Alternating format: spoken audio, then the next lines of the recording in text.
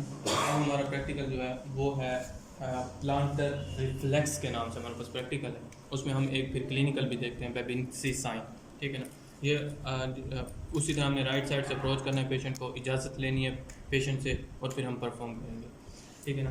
तो अब इसमें आपने क्या करना है, जो सा हमारे पास एंकल जॉइंट से थोड़ा सा ऊपर पर ऐसे ग्रास्प कर लेना है हाथ से अपने फुट को, ठीक है। और पेशेंट को जो कहना है कि ये हमारे पास फुट जो है वो रिलैक्स कर दे, ठीक।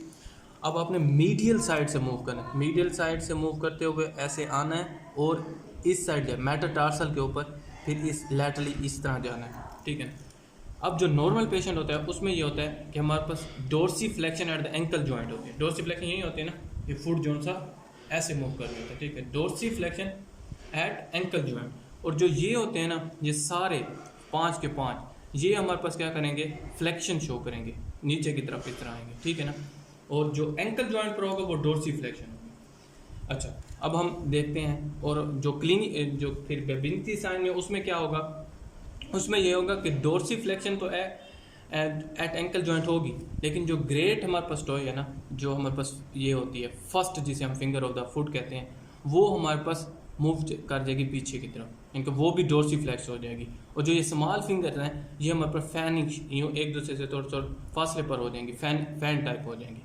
अगर इस तरह हो जाता है तो इसका मतलब है कि ये हमारे पास क्लिनिकली डिजीज़ है, बेबिंसी साइन पॉजिटिव है हमारे पास। तो अब देखते हैं कि पेशेंट ये हमारे पास नॉर्मल है या नॉर्मल नहीं है, ठीक। अब हम ऐसे यहाँ से चलें, ये देखेंगे ये पेशेंट की फ्लेक्शन हो रही है, ये बिल्कुल देखें एग्जैक्ट, तो ये नॉर्मल है हमारे पास। अगर ये इस किस्म की फ्लेक्शन ना होती तो इसका मतलब है कि ये हमारे पास बेबिंसी साइन जोन सा है हमारे पास वो पॉजिटिव आता, ठीक है। ये देखें फ्लेक्शन हो रही है, ठीक। ये हमारा प्रैक्टिकल परफॉर्म। अब हमारा प्रैक्टिकल है कॉर्निया रिफ्लेक्स। उसी तरह हम राइट अप्रोच करेंगे, पेशेंट से इजाज़त लेंगे और अपना जो प्रैक्टिकल है वो परफॉर्म करेंगे। इसके लिए हमने कॉर्निया रिफ्लेक्स, कॉर्निया आप कौन सा, ये जो आपको आइज़ में ये ब्लैक नज़र आ रहा है इसे हम कहते हैं कॉर्निया। तो जब मैं लाइट करीब लेके जाऊँगा राइट साइड पर, चाहे राइट साइड से जाएँ या लेफ़्ट साइड से जाएँ, तो दोनों साइड से जो कॉर्निया है ना वो कंस्ट्रिक्ट करता हुआ नजर आएगा। जब मैं दूर लेके आऊँगा तो वो डायलेट करता हुआ। अगर इस तरह होता है तो इसका मतलब है जो सप्लाई कॉर्निया पर आ रही है वो हमारे पास नॉर्मल है या ठीक है। चलिए हम स्टार्ट करते हैं। अब ऑब्जर्व कीजिएगा,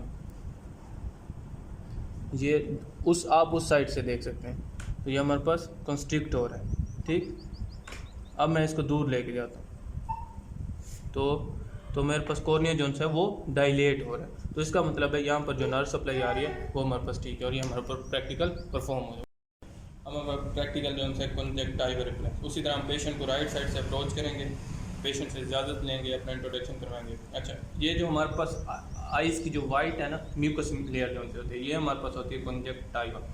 इसको चेक करने के लिए हमारे पास कॉटन विस्प होनी चाहिए। तो ये हम कंजक्टिवा पर जब लगाते हैं ना, तो ये दोनों साइड से ब्लिंकिंग करेगी आई।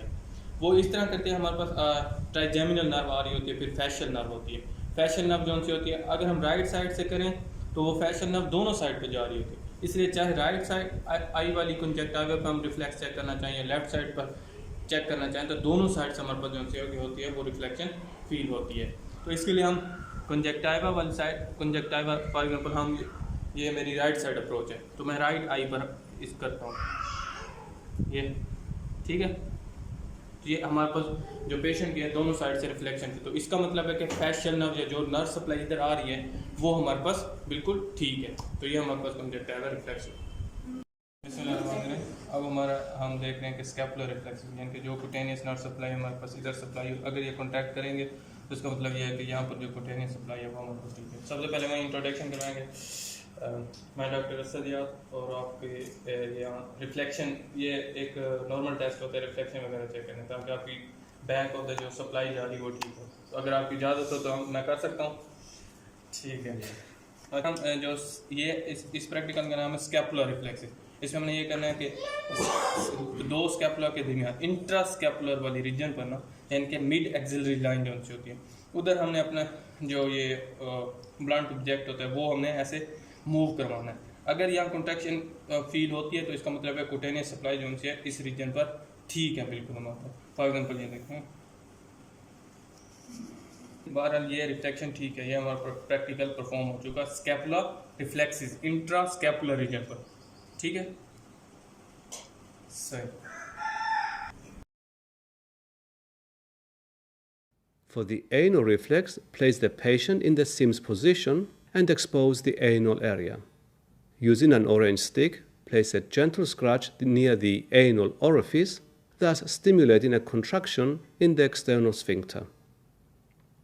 This area is innervated by the lowest sacral segments, that is from S4 and S5.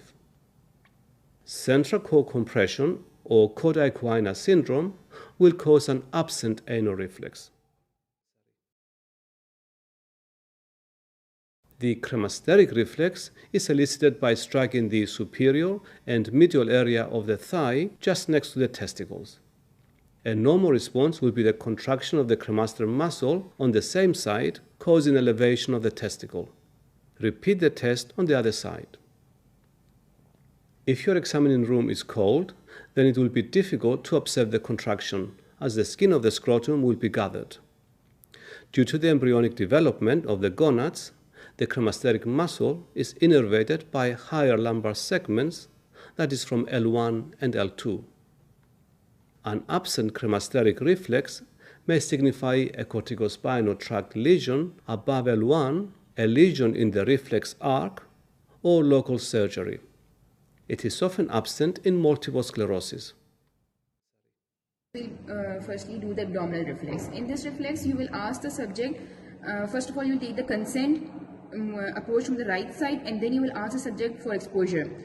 You have to make the exposure from the Xiphi sternum till the pubic symphysis so that you can see the contractions properly. Now, you have to take a blunt object, and then you will strike with this blunt object from all 4 quadrants towards the midline in the direction of the umbilicus, and then you will observe the contractions like this. 3rd quadrant and the 4th quadrant. So you will see the contraction of the muscles, and you will see the umbilicus moving towards the quadrant which you have striked.